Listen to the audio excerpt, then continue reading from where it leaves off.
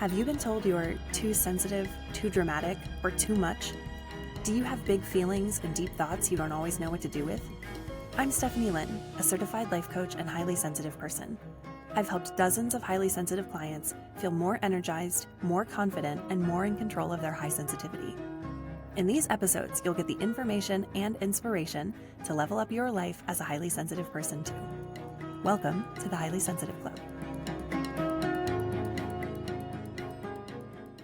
Welcome to the Highly Sensitive Club, Highly Sensitive Person. Today, I have a very special guest, accountability buddy, and friend on today. Matt, why don't you tell us a little bit more about yourself? Thank you. Thanks, Stephanie. My name is Matt Jarman, and I am a productivity psychologist and ADHD coach. That means I help people to be more productive, but also in particular to be more engaged and excited about their work. I have a PhD in organizational psychology, which is the study of work-related behavior. So productivity falls in that. I also studied a lot positive psychology, which is the study of the conditions under which humans thrive. I was a psychology professor for 6 years and then decided that I really wanted to help people in a different and more direct way through productivity coaching. I've kind of been obsessed with productivity since college and definitely through grad school. So this is like coming around full circle. In the past few years, I've gotten more focused on ADHD in particular, in part because I have ADHD and realized that many of the tools that I've been developing were essentially to help me with ADHD. Of highly sensitive clients, listeners who also have ADHD. I wanted to bring you on today because I know that there's a lot of overlap and everything that you're talking about with productivity is going to be extremely relevant. I also love this on a personal level because not only are we two coaches who enjoy talking about coaching, but in my previous life as a professional organizer, productivity came up a lot. We have even more things in common that we appreciate, as well as being coaches and self-development junkies. Yeah, definitely. Would you describe the common traits of either ADHD or adult ADHD if it's a little bit different so that we can compare and contrast with high sensitivity?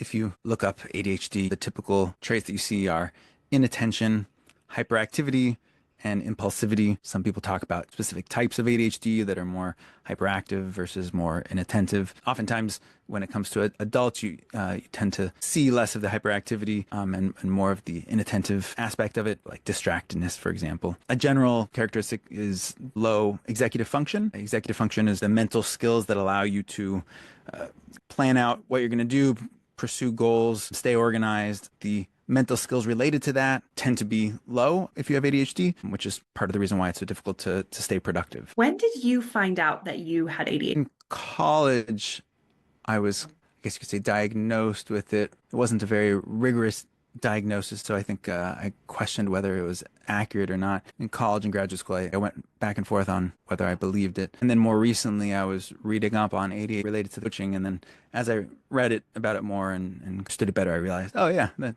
actually does describe me very well. So it's kind of really something that I see as part of my identity. I think for a lot of people, high sensitivity is something that we discover later as well. And if there's a traditional diagnosis that you've received, it might not completely resonate. But when you start to learn more about people's experience who have high sensitivity or who have ADHD, you can see more of yourself and you start to resonate more. It sounds like that's what happened with you. Yeah. And I think the more you learn and then the more you start to see how that understanding of yourself in that way helps you to better navigate the world, then a label is more helpful and meaningful. Yes, especially because there's nothing wrong with your brain. It just works differently. Knowing how it works differently gives you a lot of power to be able to make different choices and just plan your day and your lifestyle differently. I think one of the nice things, if you compare like highly sensitive label versus attention deficit and hyperactivity disorder, at least highly sensitive isn't inherently negative, whereas ADHD is, and I think that is a problem. I don't think it's an accurate reflection of the experience of people with ADHD, and I don't see it as a problem, like you said. I think it's important to understand it, but also to recognize the strengths that it brings. All of the adults I know who have ADHD are very intelligent and they're really unique problem solvers. I've always had the impression that if you have ADHD, this is an evolutionary function, that our brains need to process information in a new way. Do you agree with that? What are the benefits of having ADHD? There's a very recent paper that came out arguing that that what she called hypercuriosity was an evolved trait that served humans in general. So to have people who were seeking out new things in different ways serves a very adaptive function. Her argument is that now in our society, that trait is often a mismatch between the school and work environments that many of us find ourselves in. It's that mismatch with that environment that's more problematic, but it's a trait, a different way of processing information that served us well and I think can continue to serve us well. I think that one of the key benefits is I think of the ADHD mind as being a natural creator, like a content creator. Content creators are great at finding topics that interest them, making interesting connections between this topic and something else that they're interested in, doing a deep dive to really understand it, approaching it in novel ways. I think that's something that we're naturally good at. And unfortunately, when you think about school, for example, much of it is very standardized and compulsory and students don't feel that they have the freedom to engage with material in the way that they would naturally do so, and that makes things difficult. But I think we're natural problem solvers, connectors, creators. Mine is particularly good at that. There were two things that struck me from what you said. Number one is that having ADHD gives you the hypercuriosity and interesting ways that you problem solve, but that it's not that your brain is working incorrectly or that you're doing something wrong or that you're broken or even that it's a disorder, but that it's the way that our school and our work traditionally tends to be structured that is the conflict. So it's not to say that either the traditional structure or having a neurodivergent brain are the problem. It's just that they don't work well together. Finding ways that you can make them work well instead of having so much friction is the most important part. Right, exactly. There's some recent research that, in my mind, that shows that ADHD traits and characteristics can vary over time. So someone at some point in life might be diagnosed as having ADHD and later not, and then later they do. I think much of that is tied to changes in the environment and how they're interacting with their environment. And so it's not just them, but you have to take in consideration the environment that they're in and how well that fits their mind or how well their mind fits the environment. You have to include the person and the situation. That is such great context for the nature versus nurture argument because it is a little bit of both. I'd never thought of that you can go in and out of ADHD depending on how well the context of your life is able to support you and to create better skills or coping mechanisms that can help you get through your day. Yeah, and I would say too that in some ways that shows the problem with the typical approach to trying to diagnose ADHD as something you have or don't have, because your brain is still functioning in a similar way, right? It's just that in one environment, you're able to thrive and be really deeply engaged, and another, you're struggling more, particularly if you lack certain skills. On these diagnostics, it might look like, oh, you have it and then you don't. But that's misleading. It's that the symptoms that we're observing is the result of that mismatch. Your brain still is functioning in a similar way. It's just it doesn't manifest in these problematic ways in certain environments. I really appreciate that nuance that you shared because much like a mental health condition would get in your way and be a detriment to your everyday life, it sounds like the criteria that you would prefer to see is whether your ADHD is something that you cope well with and that it's part of your life and it's not a detrimental aspect, or if the context of your life actually creates the friction and does create a detrimental situation for the way that you're living your life. But either way, your brain is the same. Right. Yeah, exactly. And, there are people who, don't have ADHD will struggle in certain situations too. That's also where the importance of certain skill sets come in for people with and without ADHD, so that when they're in a situation where there is that mismatch between the situation and how their mind works, they have skills that help them to compensate for that. I'm so glad we're having this conversation, Matt, because I already know of some ADHD listeners who are probably thinking, oh, this is such a relief. Yeah. I really don't. I don't think of ADHD as a problem, and I see it as a superpower that I have. I attribute many of my biggest successes to ADHD because I've found ways to be able to engage with my work in a way that allows me to thrive with my ADHD mind. So, Absolutely. It's a very similar theme with high sensitivity because our brains are going to be the same no matter what situation we're in, but our coping mechanisms and our ability to manage our nervous system, the amount of input we're taking in, how much stimulation we have really determines whether we feel successful in our environment and in our lives and in our situations, or whether we feel like we're struggling and it's working against us. There are plenty of people who have both high sensitivity and ADHD, but there is quite a bit of overlap between the overstimulation, making sure that you are managing yourself in the context rather than trying to change who you are or trying to change the context. I also know that there is a sense of shame or a stigma around both of these things where people will say, oh, you're too sensitive, or you just can't focus, or you're never going to amount to anything. Really, that's not true. sure. Much of the work that I do is to help people to find a positive identity around ADHD. And people aren't typically excited that they have ADHD. It's because of all the baggage that just the labels that we use have.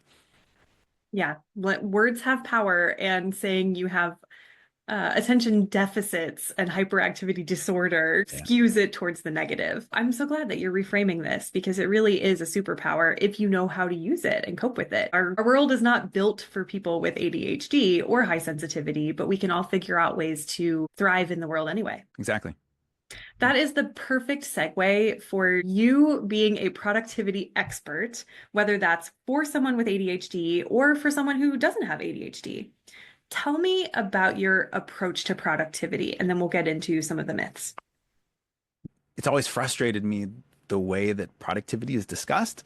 And if you look online, see endless lists of productivity tips and tricks, and they're superficial. They're not very helpful. They're not super actionable. They're not what people need, but that's all you can find. It's very difficult to find good content. Most of the content also isn't being created by psychologists who specialize in productivity, who help you to understand the psychological drivers of productivity. That pushed me to create a framework for understanding productivity, because what I feel is lacking with these endless lists of tips and tricks, you don't have this conceptual framework for understanding the core essentials of it. I call it the Productivity Superpowers Framework.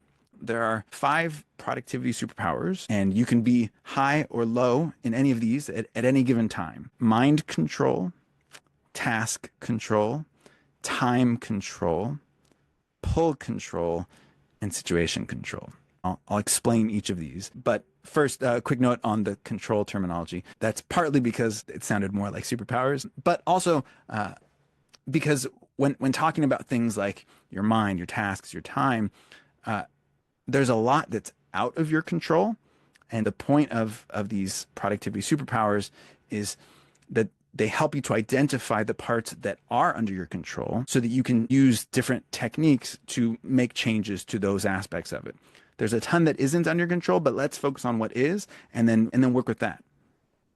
So that said, let me walk through each of them quickly. Mind control is managing your mental energy, your thoughts, and your emotions. This is a really important one. If your mind control is low, it's going to make all aspects of your productivity more difficult. So that's one that I really emphasize a lot. Task control. So this task management, capturing, organizing, and breaking down tasks in a way that makes them easier to accomplish. Time control. Task and time control often are conflated or collapsed into one another, but I see them as very separate and serving complementary functions. Time control is making good use of your limited time, using the scarcity of time to your advantage as a way to create a sense of urgency to be more efficient in how you do your work. A key part of time control is adapting to changes in your plans. Things are inevitably not going to go how you planned, so part of time control is how do you adapt. I want to jump in really quick before those last two, because I just had a huge aha about time control. The sense of urgency is so crucial, whether you have ADHD or high sensitivity, because if you have something that's important to you and there's no urgency to it, or there's no accountability, or there's no deadlines, then it can feel nebulous or it doesn't exist. I just wanted to point out that the difference between task control and time control is really powerful, because then you can create a sense of urgency for yourself. It redesigns the whole paradigm we have with time and tasks being outside of us. I just love that. That's so cool. You could have really high task control, you have a real clear list of all the tasks you have to do. That doesn't mean that you're going to feel an urgency to do them in that moment.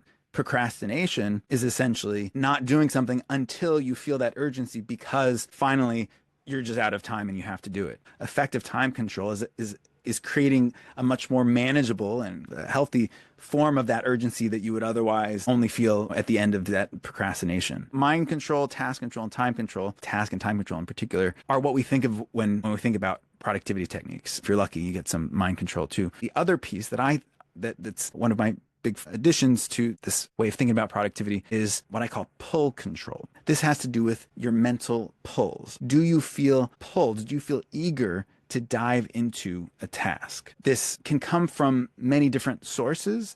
It could come from something that you're interested in, but there's some interest that at one point in time you feel really pulled to dive into it, and other times you don't. It's still an interest of yours, but you just don't feel eager to dive into it at that moment. So they aren't the same thing. Interest can be one source of a mental pull. It could be a challenge. It could be something that bothers you. Like I said, for me, a strong source of mental pulls is when the way things are done in some area really frustrates or bothers me.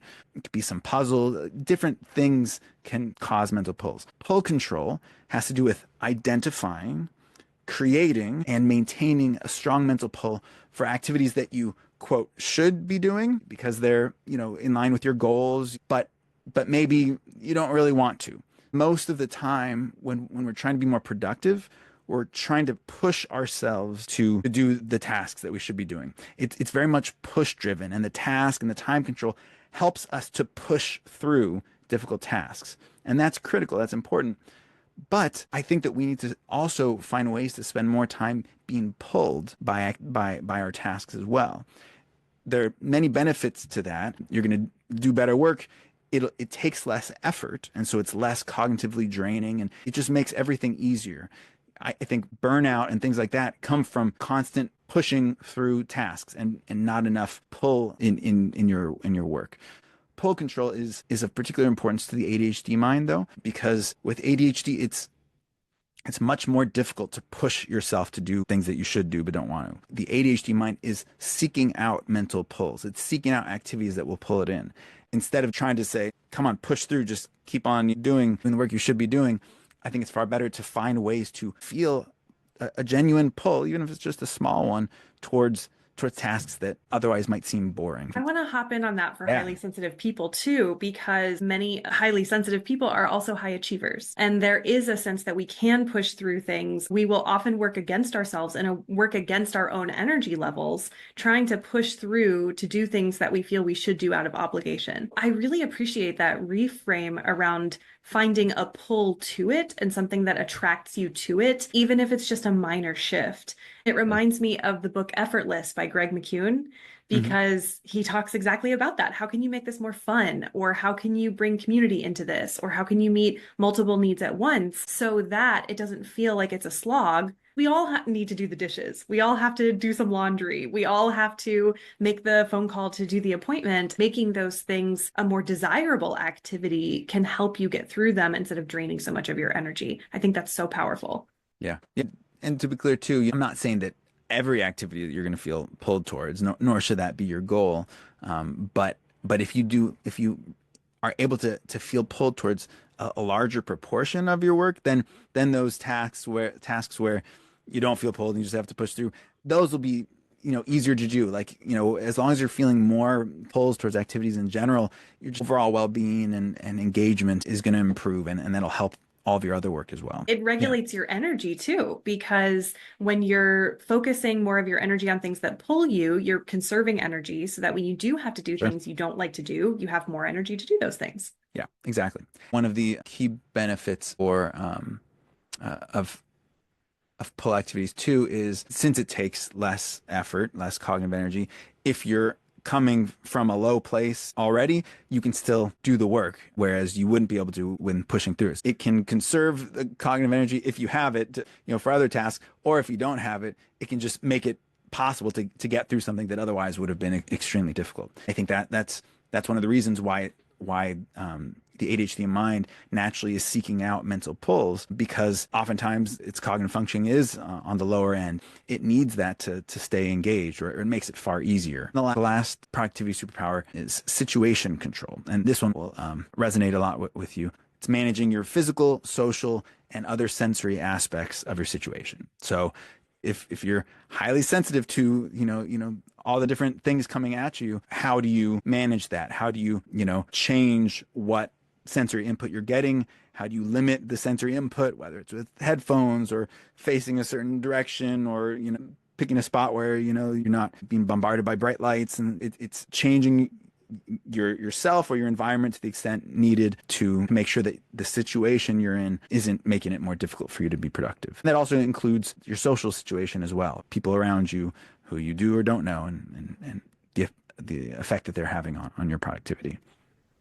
I can definitely appreciate that, because environment is hugely important to highly sensitive people. And I appreciate your framework in particular because I focus most with my clients on the mind control and the situation control portions. Having these extra pieces of time, task, and pull are really interesting, and it fleshes out a lot more to this conversation. I'm so glad that you created this framework. Thank you. The goal is for it to be comprehensive psychologically. I think that covers the core drivers of productivity. I should say too, when I say productivity, I'm talking about intentional goal pursuit in a very simple way. It doesn't have to be paid work productivity. It could be pursuing other goals like skills you want to develop or hobbies.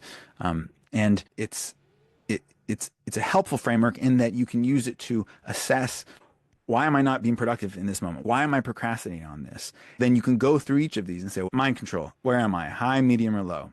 Okay, I'm really low on that, so maybe that's part of it. Task control, where am I? You can go through each of those, and you might see that you're really low in a few of them. You might be really low in all of them. It's up to you to then decide, okay, based on that, which of these seem like the most important factors, superpowers to focus on. Then you can focus on techniques that are related to those superpowers. Whereas the typical list of tips and tricks, some of those are going to be task management, some are going to be time management, but what do you need? This will help you to determine what you need, and then you can be more intentional about seeking out what you can and should be doing right now to get back on track and be able to pursue the goals the way you want to. That just sparked an insight about those listicles and the productivity how-tos, because I imagine, based on your framework and these 5 components, I bet that a lot of people go towards the techniques that are recommended that feel easy for them or that feel ideal for them. People who are high functioning or who get everything done, this is what they do. We go towards things that feel like they should be easy for us, and then we actually ignore the parts that are more attainable or more realistic or would give us more bang for our buck if we focused on those. I appreciate that there's a depth to this that highly sensitive people love, that it's not just about the actions, it's about being intentional about which actions you're taking and for what reason. Definitely. Without some guiding framework like this, what are you basing your decision on, right? That's like one of the biggest values of this. And since it is so, simple, you can figure it out pretty quickly. Like it could take less than a minute to figure out where your productivity superpowers are. As you said, you can just go to each of the categories and say, am I high on this, medium on this, or low on this? It's very simple. I like that. Exactly. Tell me some myths about productivity that you would like to dispel. One, that low productivity or procrastination is simply the result of laziness or a lack of effort. If you've ever been told to just push harder or try harder, that is not helpful advice, in my opinion. That is not what people need. It's not actionable. Now that you understand the superpowers and the framework, what people really need is to understand which of those factors are holding them back and then take efforts to improve those. Push harder or try harder is just this generic thing that doesn't give you any direction, any concrete direction. So that's one thing. And then relatedly, we have this strange relationship with productivity in our society where we feel like it's something that people should just figure out, particularly if you have been successful, quote. For example, if you've done well in school, have you gotten through college, you're in grad school, you're a professional, you've quote, done well, you've succeeded, and so you must know how to be productive. You don't need to learn that. But we're never really taught, and partly because most people around us don't really know these techniques in the first place. These skills aren't intuitive.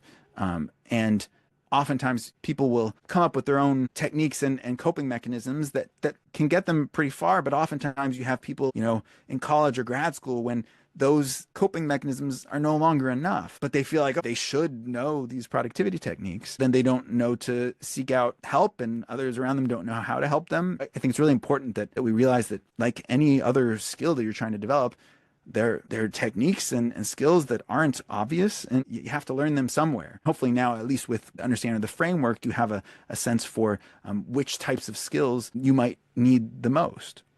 Those are the two related myths that I think are really important to really break away from. I appreciate both of those. And I think you touched on the idea that it's not lazy because you're procrastinating. We use just do it against ourselves, like there's some kind of honor or moral standard in being able to push through things, even when it's not working. I appreciate that you're reframing that for all of us.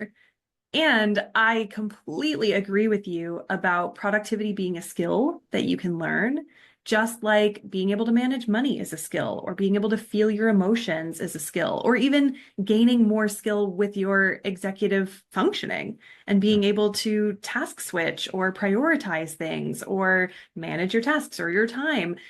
These are things that you can learn. If you don't have them, it doesn't mean that there's something wrong with you.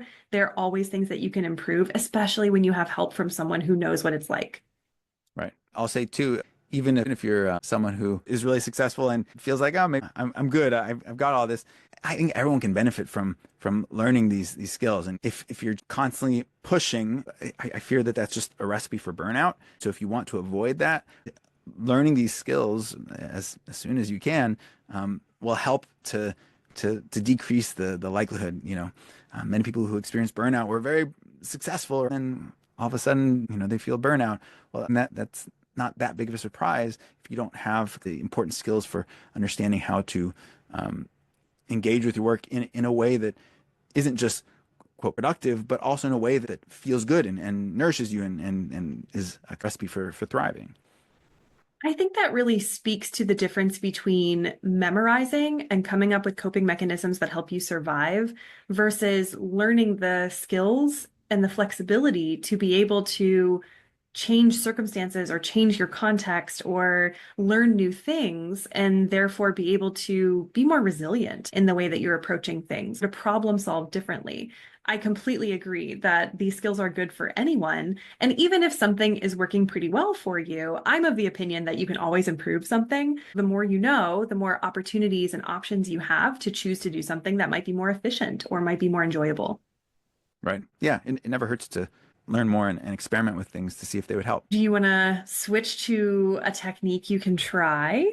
Sure. Yeah. I'm a big fan of what I'm currently calling a mental reset. This is something that helps a lot with mind control. It's essentially a power nap without the sleep part. It's laying down, though you can also actually do it sitting up, resting with your eyes closed. You want to do it for a pretty short period of time, between 5 and 10, maybe as much as 15 minutes. If you want to get more into power nap territory, you could make that as much as 30 minutes. You shouldn't go past 30 minutes because then you might disrupt sleep cycles. But for this kind of mental reset, where the goal isn't necessarily to fall asleep, 5 to 10 or 15 minutes is plenty. You're laying down, closing your eyes, and just resting with your eyes closed. Your mind will do its thing, and it's decompressing, and it has this restorative function because so much of our time with our work, we're intentionally doing things with our mind. This gives our mind a chance to shake things off and decompress a bit. That's not a time where you should be trying to intentionally think through things. It's just to rest. Close your eyes, relax, and let your mind do its thing. I recommend this because it's easy. There's not a lot of skill involved. It can be extremely, extremely helpful. All clients I have who have tried this find it really helpful. For me, it's been a game changer. I do this at least once a day. I'll do this little 9-minute reset. I don't actually know how I got to 9 minutes. I think I started at 12 and then I work down in the afternoon. Sometimes I'll do a 6-minute one. It seems so short, but the impact on my cognitive functioning is huge. I do those when I feel cognitively scattered, depleted, mentally tired, not necessarily physically tired, but I could do it when I'm physically tired too. But for example, after I've been doing a lot of cognitively demanding work for a few hours and I'm kind of all over the place, doing this mental reset has a huge effect. Sometimes I'll also even pair that with a meditation. I'll do the power nap first and then meditate after, and that's a great combination. This is an easy thing to do. You can do it wherever. And worst case scenario, if you don't have a place, if you're not comfortable putting your head down on your arm or something, you could even try it sitting up for 3 or 5 minutes. Just close your eyes and set a timer. It's so easy. What's the harm in giving it a try a few times to see if it helps you? You can literally do it with your eyes closed. We're all on screens. We've either got a phone in our hand or a tablet, or we do our work on a computer or a laptop. There's a lot of screens in our lives. In addition, most people are visual learners, and a lot of stimulation comes in for highly sensitive people from our eyes.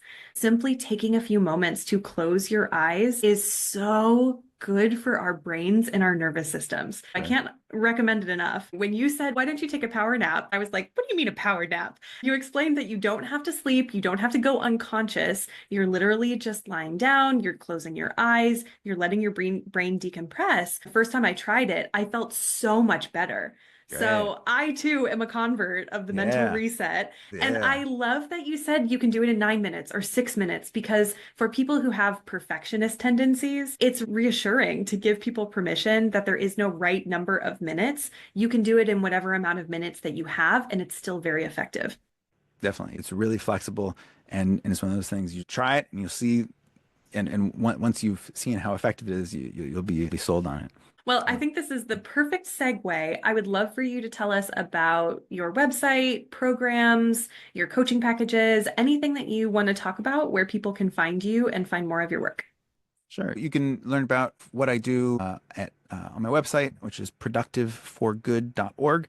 That's productive, F-O-R, good.org. I do one-on-one coaching, work with people online, so I can work with people living anywhere. And I work with people who are struggling with productivity, in particular with ADHD, but it doesn't matter so much to me whether you have ADHD. The idea is that these skills are going to help anyone and are just of particular value to people with ADHD. So if you're struggling with productivity, I'm happy to work with you. I'm very excited that I'm also currently developing a group program. It'll be a 4-week program that's focused on really diving into learning and practicing and using these different skill sets so that you can get the fundamentals of the different productivity superpowers. I'm currently developing that in collaboration with someone at the psychology department at Cornell, and I'm excited to pilot that hopefully by the end of this summer. That'll be in person in the beginning. I'll then turn it into an online program as well, so that people can access it from wherever. That's another thing that I'm really excited about right now.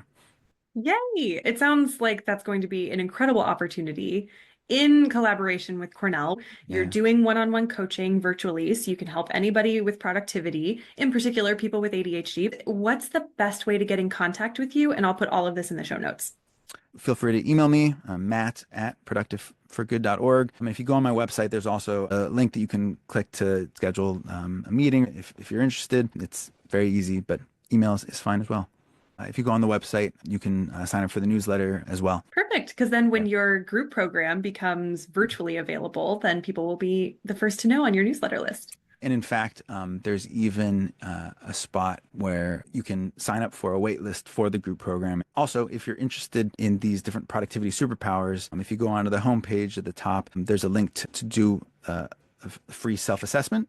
And there's a short questionnaire that asks some general questions to give you a sense for where you land on these different productivity superpowers. That could be interesting and helpful as you try to navigate your own productivity. And who doesn't like a quiz? Exactly. I love all of this, Matt. I'm so glad that you came on the Highly Sensitive Club today, because this information is really valuable and you're reframing things that people need, because we have superpowers. ADHD and high sensitivity are superpowers. And when they overlap, that's even juicier. So this is an amazing conversation. If you had to leave someone with one thing to take away from the episode, what would it be? I feel like you have permission to pursue your pulls, to look for and pursue the activities that pull you in. I love that. Permission granted. Thank you for coming on today. Thank And you. for those of you who are listening, please like, review, and subscribe. That helps other highly sensitive people find coaches like me and like Matt who can help you with productivity and with ADHD and high sensitivity and help you live a better life. Thank you so much for listening, and we'll see you on the next one.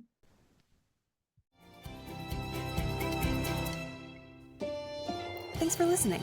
If you're ready to take what you learned today to the next level, head over to Stephanie Linn, that's LINN.com, and book a consultation call to get started. I can't wait to see you there, my dear HSP.